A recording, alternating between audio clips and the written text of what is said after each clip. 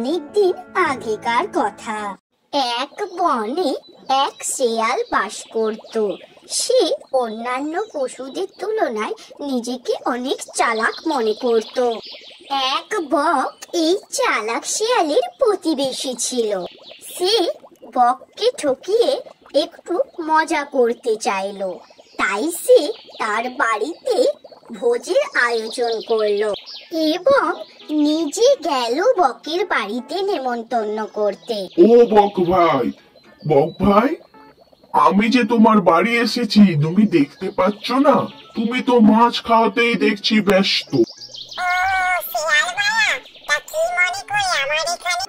আমি তোমায় একেবারেই লক্ষ্য করিনি মাছ খেতে খেতে। কিছু মনে করো না, বলো কি বলতে এসেছো?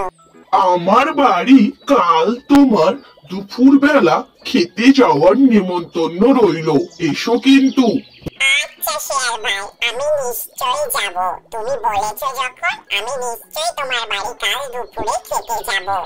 তাহলে এখন আসি বক। হ্যাঁ, দেখে যেও ভাই। তারপর শিয়াল রওনা দিল বাড়ির দিকে। পরের দিন ভোজের সময় দুপুর বেলা যথাসময়ে বক এসে হাজির হলো শিয়ালের বাড়িতে। শিয়াল বককে দেখে বলল, আসো আসো বক ভাই, আসো। তোমার জন্য তখন থেকে বসে আছি, খিদে লেগে গেল বসে বসে। বককে এবার তো বাগে পেয়েছে শিয়াল বোকা বানানোর জন্য, তাই সে বককে খেতে দিল একটি থালায় এবং বলল, খাও বক ভাই, খাও। তার সাথে বকও তার নিজের দুপুরের খাবার খেতে লাগলো। যেহেতু শিয়াল বককে থালায় ঝোল খেতে দিয়েছিল, তাই বক তার সরু ঠোঁট দিয়ে কিছুতেই সেই ঝোল থালা থেকে তুলে খেতে পারছিল না। আর অন্যদিকে শিয়াল চেটে পুটে থালার সব ঝোল নিমেষেই শেষ করে ফেললো। বক না ঝোল খেতে পারায় মনে মনে শিয়াল খুব খুশি হলো এবং সে ভাবলো সে বককে ঠকাতে পেরেছে। সে বককে বলল, আমি দুঃখিত বক ভাই, যে ঝোলটা তোমার মনে ধরেনি, তাই আপনি কিছু খাননি। তখন বক বলল, কেন? আমি তো বেশ খেয়েছি। কাল আপনি আমার বাড়ি খাবেন, এই আমার নিমন্ত্রণ রইল। তখন শিয়াল বলল, আচ্ছা ভাই, তুমি আমার কথা রেখেছো, আমার বাড়িতে ভোজ খেতে এসেছো, আমিও যাব তোমার বাড়ির ভোজ খেতে।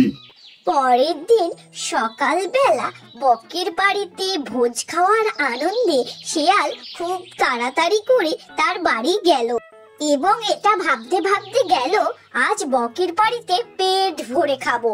ও আমার বাড়িতে খেতে পারেনি তো কি হয়েছে। তারপর শিয়াল ভাইয়া বকের বাড়িতে পৌঁছলো। বক তো শিয়ালকে দেখে ভারী মজা পেয়েছে, কারণ সে তো ফোন দিয়েতেই রেখেছে আজ সে শিয়ালকে জব্দ করবে। তাই সে শিয়ালকে বলল, শিয়াল ভাই তুমি এসেছো, আমার কত ভাগ্য ভালো, আসো আসো। এরপর বক চালাকি করে থালার মধ্যে খেতে না দিয়ে মাটির সরু মুখওয়ালা হাড়ির মধ্যে শিয়ালকে খেতে দিল। তার সঙ্গে নিজেও সেই মাটির হাড়িতে রাখা ঝোল খেতে থাকলো।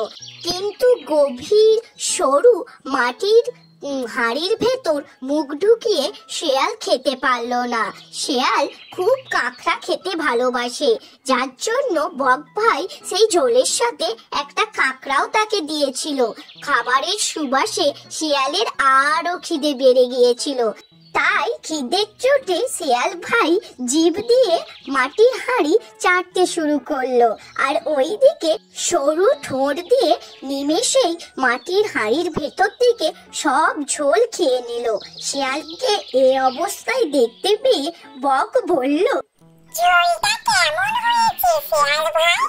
তারপর সেটা শুনে শিয়াল বলল, তা খারাপ কি?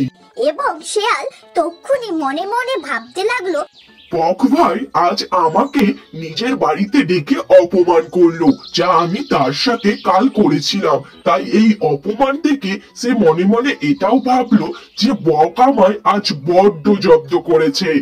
নীতি কথা, অন্যের সাথে এমন